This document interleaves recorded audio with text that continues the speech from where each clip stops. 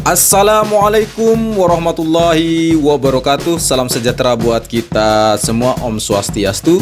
Dalam kesempatan ini saya Edi Sundoro akan mengajak bosku dari Sabang sampai Merauke untuk berdiskusi terkait apakah Agustus ini sirkuit MotoGP Mandalika atau Januari 2021 akan diaspal. Mari kita melihat tahapan pembangunannya. Dan tidak lupa juga saya menyapa bosku yang selalu stay tune di channel ini. Semoga dalam keadaan sehat, mudah rezekinya, dan segala urusannya dipermudah oleh Tuhan Yang Maha Esa. Amin. Selalu akan menjadi perbincangan hangat serta akan menjadi buah bibir di kalangan pencinta MotoGP setanah air dikarenakan kehadiran pembangunan mega proyek Kek Mandalika, dan di mana di dalam kawasan Kek Mandalika ini tertancap sebuah bangunan yang selalu dinanti dan dimimpikan kehadirannya oleh supporter MotoGP tanah air. Tidak lain dan tidak bukan adalah sirkuit MotoGP Mandalika yang menjadi primadona, sirkuit MotoGP Mandalika yang memiliki karakter cepat dalam setiap treknya dan termasuk memiliki 3 tikungan yang berbahaya, serta mengasah skill pembalap dan ketahanan motor para rider MotoGP sendiri, karena akan melakukan 3 kali pengereman yang luar biasa. Di kesempatan ini saya akan mencoba menganalisis dan mereview apakah dalam progres pembangunan sirkuit MotoGP Mandalika di bulan Agustus ini sesuai dengan pemberitaan portal nasional dan para pemangku yang berkompeten menjawab tentang pembangunan sirkuit MotoGP Mandalika, tentang hal yang sering ditanyakan oleh para netizen, apakah akan diaspal bulan Agustus atau Januari 2021. Sebelum menjawab itu semua, mari kita lihat progres pembangunan selama ini dulu bosku. Kita mulai dari trek lurus. Kita bisa melihat bersama-sama bahwa lintasan trek lurus terus dilakukan pengerasan dan pengalusan lintasan di mana masih dalam pemerataan lintasan. Dan saya melihat bahwa lintasan trek lurus sudah 90% kesiapannya, dan tahap selanjutnya akan dilakukan pemberian material kerikil bercampur pasir atau split menjadi dasar dari proses pengaspalan yang kita sebut sebagai aspal base. Dan kita lihat bersama-sama bahwa sudah ada stik kayu sebagai penanda tingginya lapisan split ditandai dengan beberapa pita. Untuk menjawab apakah di bulan Agustus ini atau Januari 2021 akan dilakukan pengaspalan lintasan Mandalika International Street Circuit, mari kita analisis bersama. Buat bosku yang sangat intens melihat perkembangan sirkuit ini pasti akan tahu bahwa dalam trek lurus ini ada terowongan atau tunnel dekat dengan tikungan pertama dibuat sebagai akses masuk penonton nantinya yang mau ke area dalam sirkuit, di mana di dalam area sirkuit MotoGP Mandalika akan ada tribun, dan di dalam kawasan tengah sirkuit juga akan dibangun resort dan hotel. Oleh karena itu, fungsi utama dari terowongan ini adalah akses keluar masuk wisatawan atau penonton nantinya ketika event MotoGP tahun 2021 berlangsung. Dan terowongan ini akan selalu dibuka dan tidak akan menghambat acara balapan kuda besi MotoGP nantinya. Intinya, terowongan ini adalah pintu masuk menuju ke tengah sirkuit, yang kita ketahui bersama bahwa terowongan di sirkuit MotoGP Mandalika memiliki 2 buah terowongan atau tunnel. Yang pertama di trek lurus dekat tikungan pertama, dan terowongan kedua berada di tikungan ke-8. Masih di trek lurus bosku, pembangunan terowongan di trek lurus ini kita lihat bersama bahwa kedalaman terowongan ini sudah mencapai 5 meter. Dan dalam terowongan ini yang memiliki panjang 65,55 meter dan memiliki kedalaman 7,35 meter dan lebar kurang lebih 30 meter, pengerjaan terowongan ini akan menghabiskan waktu hampir 2 bulan. Sebab untuk menggali dan membuatnya butuh detail dan kecermatan yang sangat profesional. Karena ketika menggali sedalam 5 meter saja sudah menemukan mata air. Ini menjadi sebuah tantangan dan skill dari para pembangun konstruksi yang saya bilang ini amat luar biasa. Ketekunan dan keahlian dalam bidang konstruksi ini menjadi modal besar bagi pekerja Mandalika International Street Circuit untuk menyelesaikan dengan sempurna terowongan ini. Bang Eskapator, bantu aku dong, berat ini bang, rodaku nggak bisa gerak. Sabar, sini aku dorong pantat lu. Truk tronton. Hore, terima kasih Bang Eskapator yang baik hati. Ya, sama-sama, hati-hati, jangan nakal. Mandalika International Street Circuit merupakan sirkuit jalanan yang memiliki panjang lintasan 4,31 km dan memiliki 17 tikungan ini, serta Mandalika International Street Circuit akan menantang skill para rider MotoGP yang digadang-gadang menjadi sirkuit tercepat di dunia. Sudahlah bosku, berhenti nyinyirnya. Lebih baik nabung saja biar dapat nonton. Soalnya nyinyir itu penyakit hati yang menyebabkan patah hati, serangan jantung, serta stroke kecepatan tinggi. Dengan itu cepatlah bertobat. Kita menuju tikungan pertama. Pengerjaannya sudah tampak bagus dan kita melihat bersama aktivitas proyek menuju tikungan kedua. Sepertinya tikungan kedua akan segera dikerjakan, begitu pula dengan tikungan ketiga dan keempat. Sebab informasi terbaru bahwa sudah tidak ada permasalahan tentang lahan ataupun sengketa lahan bosku. Jadi pembangunan sirkuit ini tidak akan terhambat lagi. Itu klaim ITDC. Pihaknya sudah mengidentifikasi lahan yang sengketa, namun masyarakat yang masih mengklaim tanah mereka sah atas kepemilikannya silahkan menggugat ke pengadilan.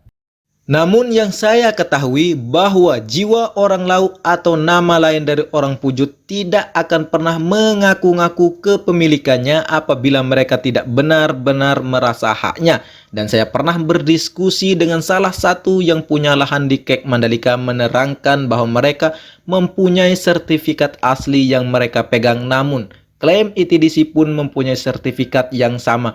Ini yang membuat mereka sedih. Semoga permasalahan ini dapat diselesaikan dengan baik dan tanpa ada yang merasa dirugikan.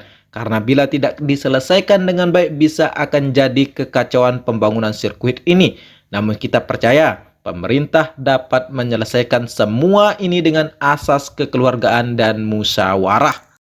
Terlepas dari itu semua, mari kita fokus melihat progres selanjutnya bosku. Di lintasan keempat menuju tikungan kelima sudah tampak sangat baik dan terlihat motodozer lagi melakukan aktivitas pemerataan tanah. Dan kita lihat bersama bahwa lintasan keempat menuju tikungan kelima sudah 90% pengerjaannya dan siap akan dilapisi split. Oh ya bosku, bahwa progres pengerjaan sirkuit MotoGP Mandalika terus terlihat positif pembangunannya.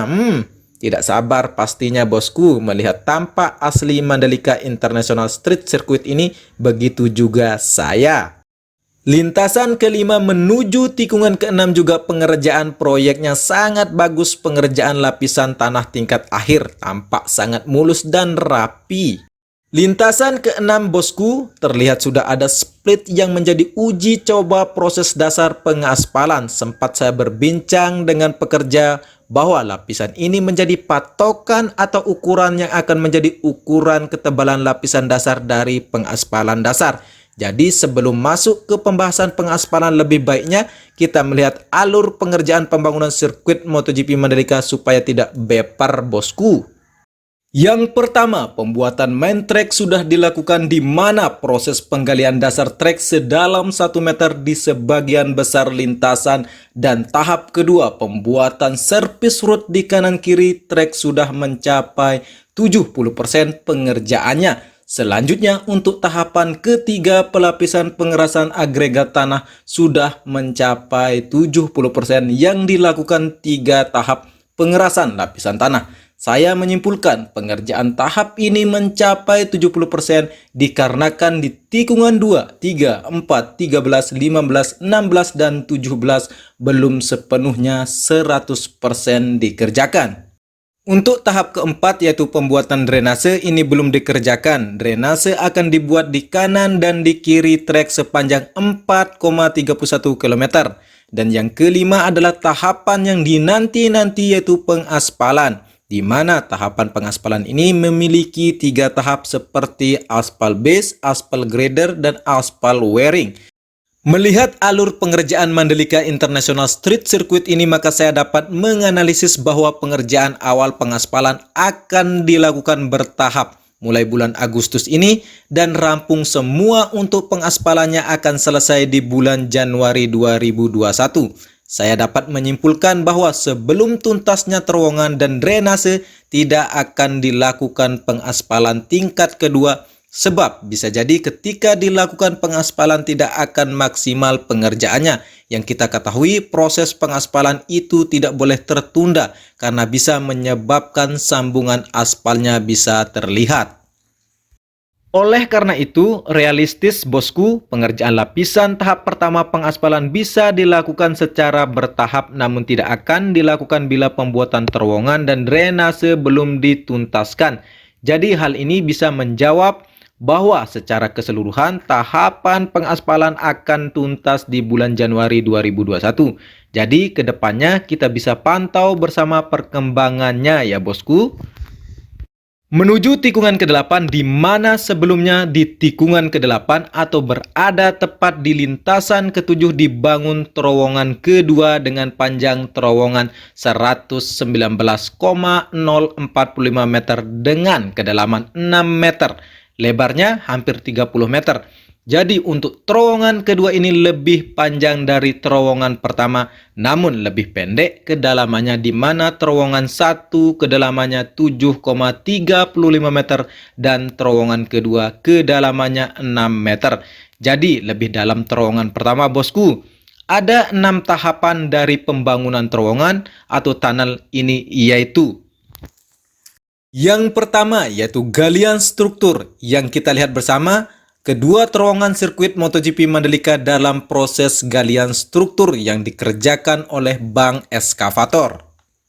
Yang kedua yaitu pembuatan drainase terowongan. Ini berfungsi supaya terhindar dari banjir atau genangan air karena kita ketahui terowongan ini di bawah permukaan air laut, jadi perlu pembuatan drainase supaya tidak tenggelam atau tergenang oleh air nantinya.